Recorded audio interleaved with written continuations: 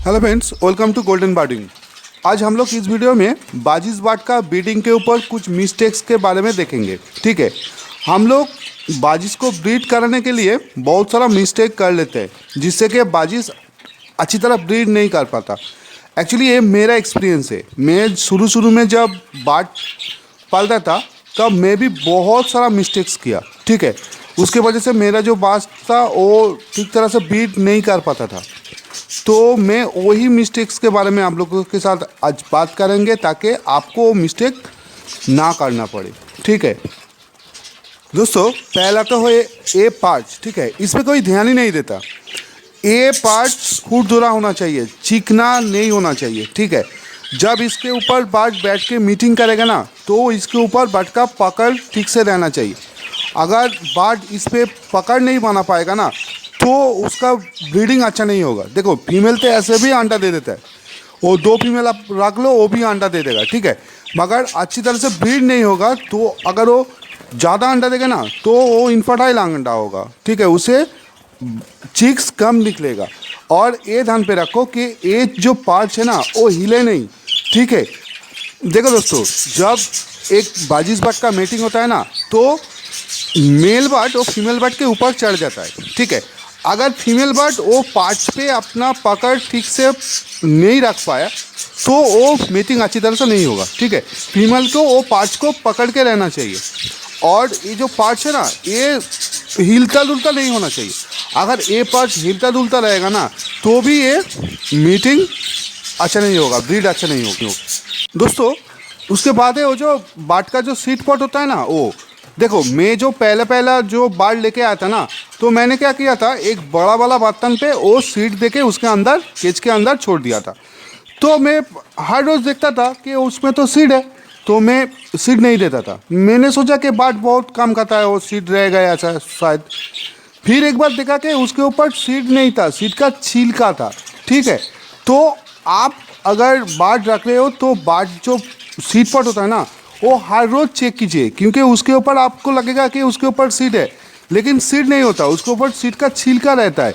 तो बाट खा नहीं पाता, वो बाट भूखा रह जाता है। ठीक है, तो ये भी ब्रीडिंग का एक बहुत बड़ा प्रॉब्लम हो सकता है। ये मेरे साथ हुआ तो मैं चाहता हूँ कि आपके साथ ना हो, तो आप उसको चेक करते रहिए। ठीक है, तो दोस्तों आप लोग हर रोज़ आपका जो बाट का जो सीड पॉट होता है ना वो चेक करते रहिए। ठीक है, अगर चिक्स होगा तो वो चिक्स मरने का चांस रहता है। ठीक है, तो आप देखते रहिए कि वो सीड है कि सिर्फ सीड का छिलका पड़ा हुआ है, आप चेक करते रहिए। फिर आता है दोस्तों आपका जो बाथरूम है ना वो आपका कितना हाइजीनिक है। ठीक है, आप उसको साफ सफाई करके रखो, उसका जो विंडोज है उसको खोल के रखो। देखो, ये विंटर सीजन में ना हम लोग बाट को ठंड लगने की चांस रहता है तो हम लोग विंडोज़ को बंद करके रखते, मगर दिन में 1 या 2 घंटा सुबह के टाइम आप विंडोज़ को खोल के रखो। ठीक है, उस पर क्या होगा, जो बाथरूम है ना उसके अंदर कोई बदबू पैदा नहीं होगा। अगर आप सारे दिन वो बाथरूम को बंद करके रखोगे ना तो अगर उसके अंदर एक गंदगी हो गया, बदबू हो गया ना तो वो बाट का मरने का चांस रहता है। इसलिए मैं क्या करता हूँ, ये जो है डेटॉल दोस्तों, ये डेटॉल को ना, ये तो ख़त्म हो गया, नया लाना पड़ेगा। ये डेटॉल को मैं एक बोतल में वो घोल के रख दिया। ठीक है, तो इसको ही मैं अपने पूरे बाथरूम में जिधर मेरा बाट रहता है उधर मैं स्प्रे कर देता हूँ। ठीक है, वो वॉल पे भी स्प्रे कर देता हूँ।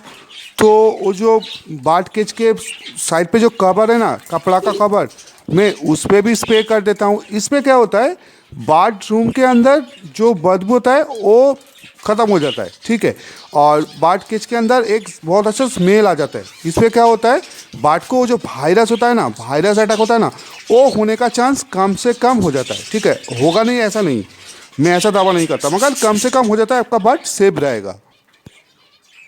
देखो दोस्तों, ये बाट का जो पेयर सिलेक्शन है ना ये बहुत इंपॉर्टेंट है। ठीक है, आप अगर हो सके तो आप ये बाट को एक जगह छोड़ दो और उसको अपना पेयर खुद चुनने दो।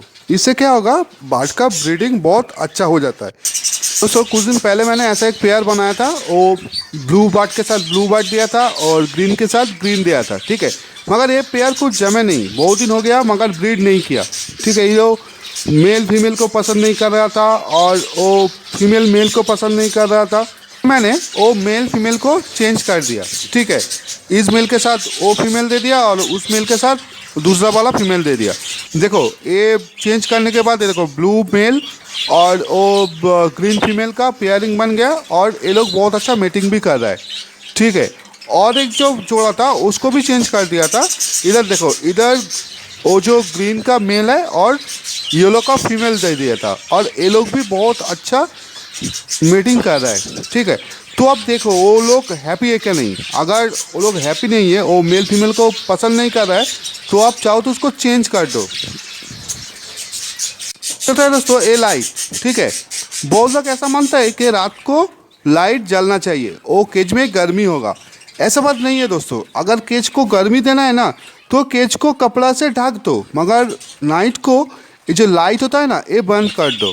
वो बार्ड को भी रेस्ट का ज़रूरत होता है, ठीक है। अगर आप होल नाइट वो लाइट जला के रखोगे ना तो बार्ड कुछ ही दिनों में देखोगे उसका एक्टिविटी कम हो गया, तो बार्ड का जो एक्टिवनेस है ना वो चला जाएगा और बार्ड एक जगह सुस्त होकर बैठ जाएगा। फिर होता है दोस्तों ये बार्ड का जो मटकी हम लोग प्रोवाइड करते हैं ना, ये मटकी, ठीक है। ये ध्यान पे रखो कि मटकी इतना बड़ा होना चाहिए कि दोनों बार्ड आसानी से उसके अंदर बैठ सके, ठीक है। छोटा नहीं, कभी भी छोटा नहीं। मैंने देखा कि लोग एक केज खरीदता है, 2 बार्ड खरीदता है और उसके अंदर एक छोटा सा मटकी लगा देता है। देखो उसके अंदर तो अंडा बच्चा करेगा ना, तो उसको तो थोड़ा बड़ा मटकी दीजिए, ज़्यादा बड़ा भी नहीं, ठीक है। ऐसा दीजिए ताकि वो लोग मटकी को पसंद कर सके और वो खुशी खुशी उस मटकी के अंदर जाने लगे और उधर अंडा बच्चा कर सके, ठीक है। जो अब फीमेल बैठेगा तो कंफर्टेबल होना चाहिए। तो अगर आप लोगों के पास बार्ड का एक कॉलोनी है ना, तो आप उस कॉलोनी में थोड़ा टाइम स्पेंड कीजिए, थोड़ा वक्त दीजिए, ठीक है। अपने बार्ड को ठीक तरह से देखिए कि वो बार्ड सही है कि नहीं, क्योंकि अगर उस कॉलोनी में एक बार्ड का बीमारी लग गया ना तो सारे बार्ड को लग जाएगा, ठीक है। आप देखिए कि बार्ड ठीक से उड़ रहा है कि नहीं, ठीक है। वो खाना ठीक से खा रहा है कि नहीं। ये तो मेरा बार्ड है, ये मेरे को लगा थोड़ा सुस्त होकर बैठा था एक कोने में, तो मैंने इन लोग दोनों को अलग कर दिया। अभी इन लोगों को मैं ट्रीटमेंट करके सही करके फिर से उधर छोड़ देंगे, ठीक है। मगर आप ध्यान पे रखो, वो जब आपके पास बहुत सारा बार्ड है ना तो आप ध्यान पे रखना चाहिए कि उसमें कोई बार्ड अगर बीमार हो तो उसको अलग कर दो, ठीक है। और रेगुलरली उसका पूप्स भी चेक कीजिए कि वो कैसा पॉटी कर रहा है। वीडियो को यहाँ तक देखने के लिए thank you very much for watching this video. Thank you very much.